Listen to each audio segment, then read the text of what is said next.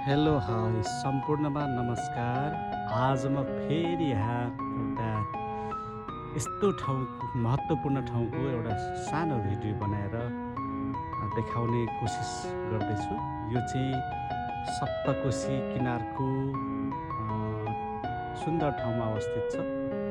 यो चाहिँ धरानबाट करिब 14-15 किलोमिटरको दूरीमा यो ठाउँ पर्दछ। यो चाहिँ बेलाकाट उदयपुर जिल्लामा अवस्थित छ। यसको नाम चाहिँ ठ्याक्कै एलके खोज यानि कि लाहुरेहरूको खोज। 120 जना सिङ्गापुर पुलिसमा कार्य गरेर अवकाश प्राप्त हाम्रा गोर्खाली दाजुभाइहरूले चाहिँ एउटा अवधारणा ल्याउनु भएको छ र यसको उद्देश्य भनेको स्किल डेभलपमेन्टको अवधारणा छ, जसमा चाहिँ एजुकेसन, एग्रिकल्चर र अन्य पिकनिक स्पट, रिसोर्टको एउटा फुल प्याकेज यहाँ हामीले प्याकेजको सुविधा लिन सक्छौँ। अब यहाँ के छन् यो भित्र भनेर म बिस्तारै देखाउन गइरहेको छु। तपाईँ यहाँ भित्र देख्न सक्नुहुन्छ यसरी हलहरू जुन आधुनिक शैलीमा बनिँदै गरेका हलहरू देख्न सक्नुहुन्छ। यहाँदेखि यो सुन्दर स्पेसहरू, यो तल सप्तकोशीको जुन एउटा सुन्दर दृश्य देख्न सक्नुहुन्छ। यो सायद सिङ्गापुर पुलिसको एउटा लोगो हुनसक्छ। उहाँले एउटा आफ्नो पहिचान देखाउन खोज्नु भएको छ। यस्तै यहाँ एउटा हल छ जहाँ चाहिँ तपाईँले सेमिनारहरू, स्वादिष्ट खानाका साथ यो भित्र सेमिनार हल छ। हामी आजको जुन एउटा एनप्याक्सनको स्थापना दिवस यही भित्र यो हलभित्र मनाउने कोसिसमा छौँ। हामी यहाँबाट प्रवेश गर्न सक्छौँ र यो मेन एरिया हो। यहाँ एकदम राम्रो पार्किङको सेवा सुविधा छ। यहाँ विभिन्न ठाउँबाट पिकनिक खान र साना सेमिनारहरूको लागि चाहिँ यहाँ मान्छेहरू आउने गर्छ। अघि नै मैले भनिहालेँ यो अब हलहरू यहाँभित्र, यहाँ हलहरू आउँदैछ। यहाँ हाम्रो प्रवास सर नाच्नु थाल्नुभयो। यहाँ हामी एनप्याक्सनको पिकनिक स्पट भयो। हामीले यो स्पेसहरू धेरै हलहरूको सुविधा छ। यसरी नै नेपाली संस्कार झल्किने संस्कार लिङ्गे पिङ पनि रहेछ छ। तपाईँ देख्न सक्नुहुन्छ यहाँ ड्रागन फ्रुटको एउटा खेती रहेछ। यहाँ अघि नै भनिहालेँ यो एग्रिकल्चर को कन्सेप्ट पनि छ। तपाईँ देख्न सक्नुहुन्छ यहाँ प्रशस्त मात्रामा खुल्ला ठाउँ देख्न सक्नुहुन्छ। यहाँ पिकनिक खान सक्नुहुन्छ। यहाँ तपाईँले सेमिनार हलमा तपाईँले स्वादिष्ट खानाका साथ यहाँ तपाईँले सेमिनार गर्न सक्नुहुन्छ। यो चाहिँ हलभित्र हामी यस्तो सुन्दर हलहरू छन्। हामी यहाँभित्र गेस्ट हाउस पनि देख्न सक्नुहुन्छ। गेस्ट हाउस 2, यहाँ विभिन्न गेस्ट हाउसको पनि व्यवस्था सुविधा रहेछ। हेर्नुहोस् त यहाँ कति सुन्दर छ। यो सेक्सन चाहिँ तपाईँको सेमिनार एकदम उपयुक्त ठाउँ। यहाँ हाम्रा एनप्याक्सनका साथीहरू सबैजना भेला भइसक्नु भएको छ। आज हाम्रो यहाँ सानो सेमिनार, सानो प्रोग्राम गर्दैछ। भेला भइसक्नु भएको छ। अब सरहरू आरामै हुनुहुन्छ नि? ल जुली म्याम ठिक हुनुहुन्छ नि?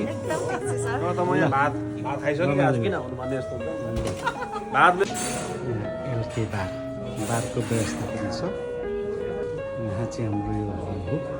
आज हामी इटरीका साथीहरू पनि, सरहरू पनि आइपुग्नु भएको छ। सरहरू आरामै हुनुहुन्छ नि?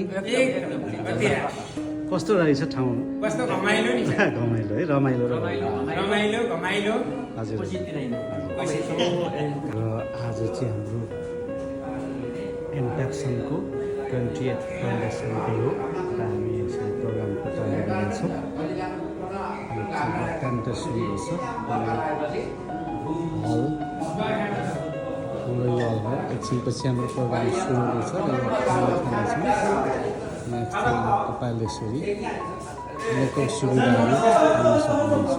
सरहरू यो सेक्सन चाहिँ तपाईँको यो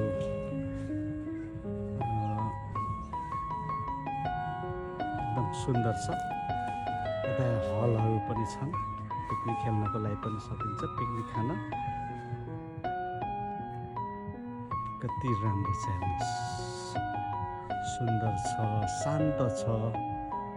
तल कोशी सप्तकोशी नदी सललल बगिरहेको छ। यति सुन्दर छ, हामी देख्न सक्छौँ। यति सुन्दर ठाउँ तपाईँहरूले नि घुम्न सक्नुहुन्छ, मनोरञ्जन लिन सक्नुहुन्छ। यो सेक्सन चाहिँ तपाईँको लगभग यो एग्रिकल्चर सेक्सन अरे जो लगभग 12 कट्ठाको प्लट।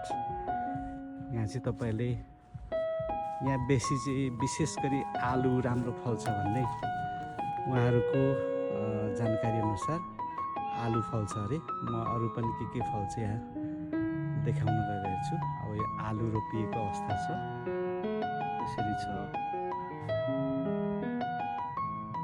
यस्तो छ।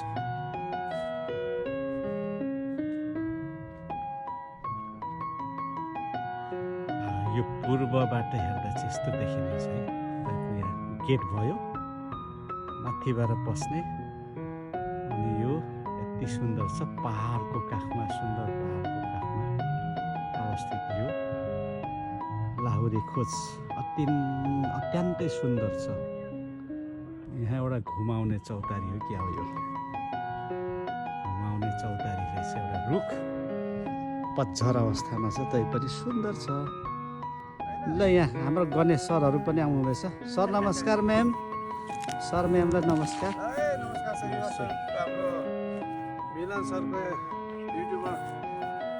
युट्युबमा हाल्दैछु म, धेरैले हेरोस्। ल अघि नै मैले भनिहालेँ, यो एग्रिकल्चर एजुकेसनसँग जोडिएर यो बनाइएको जुन एउटा रिसोर्ट अथवा ठाउँ हो। यहाँ तपाईँ लोकल कुखुराहरू, बाख्राहरू, हाँसहरू देख्न सक्नुहुन्छ। यहाँ बाख्राहरू गोरुभरि आया बाख्राहरू देख्न सक्नुहुन्छ। बाख्राको खोर हो। अर्कै भन्छ यसलाई, लोकल कुखुरासँग यो के भन्छ यसलाई, अस्ट्रिच के भन्छ, राखिएको रहेछ। यसरी यो मल्टिपर्पजको लागि बनाइएको रहेछ। तपाईँले देख्न सक्नुहुन्छ यस्तो खालको कुखुरा देख्न सक्नुहुन्छ। सुँगुरको पाठाहरू देख्न सक्नुहुन्छ।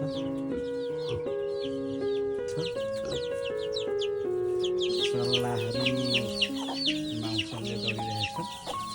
अत्यन्तै सुन्दर हुनुहोस् है। यो चाहिँ उहाँहरूको एउटा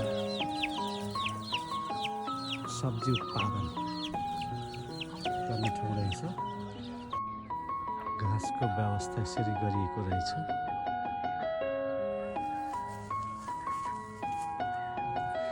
उहाँहरूले यसरी सुन्दर तरिकाले सजाएर यसरी एउटा व्यवस्थित रूपमा जुन एउटा बनाइरहनु भएको छ, यो एकदम राम्रो कन्सेप्ट हो।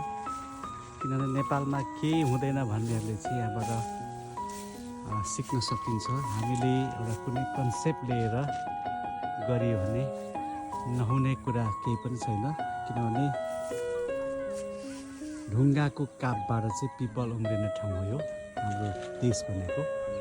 माटो यति उर्वर छ, हामीले मात्र पसिना बगाउने काम गर्नुपर्छ, यहाँ जे पनि हुनसक्छ। म यता जाँदैछु पश्चिमतर्फ। यो चाहिँ यहाँ लसुन, हजुर ल लसुनहरू छ यहाँ विभिन्न सागसब्जीहरू यसरी।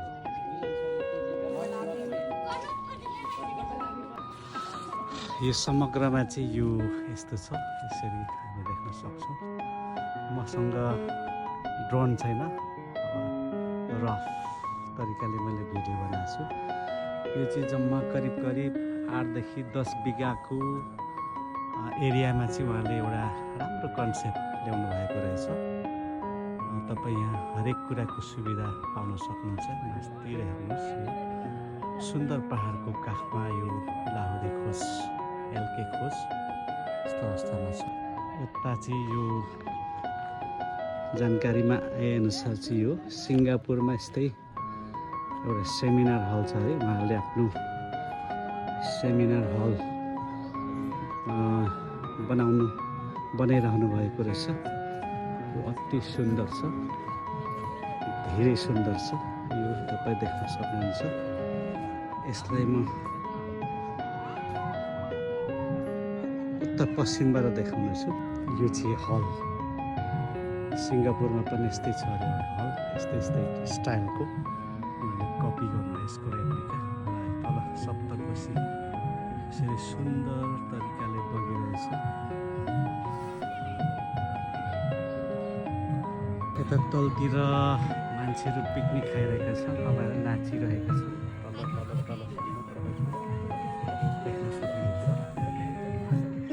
यसरी पश्चिमबाट यसलाई हेर्दा चाहिँ यसरी ड्रोन भएर राम्रो हुन्थ्यो। अब केही छैन, यति ठुलो एरिया यस्तो देख्न सक्नुहुन्छ। म एकछिनपछि अलिक परबाट नजिकबाट सप्तकोशीको दृश्य पनि देखाउने छु। तपाईँहरूले बालबच्चाहरूलाई ल्याउनु भयो भने पिङको व्यवस्था पनि छ। मनोरञ्जन फन पार्कको पनि व्यवस्था छ। त्यसरी नै विभिन्न सुविधाहरूले सम्पन्न एउटा एलके खोज उपयुक्त ठाउँ रहेको छ। ल, यो निर्माणाधीन हलको अवस्था चाहिँ यस्तो छ। बन्ने अवस्था भयङ्कर सुन्दर छ। यसलाई यताबाट हेर्दा यस्तो देखिने छ।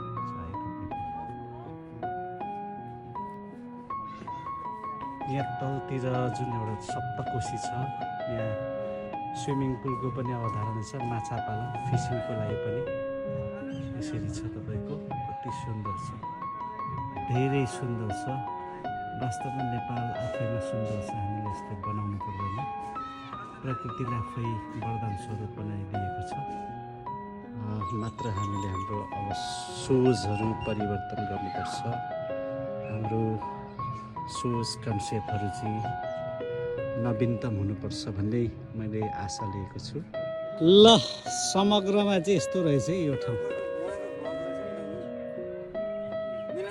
ब्लग होइन हो, म यसरी देखाएँ तपाईँलाई। ल, यसो हेर्नुहोस् है। अब ल, तपाईँहरू सबैजना घुम्न आउनुहोस् है। एलके खोज बेलका उदयपुरमा।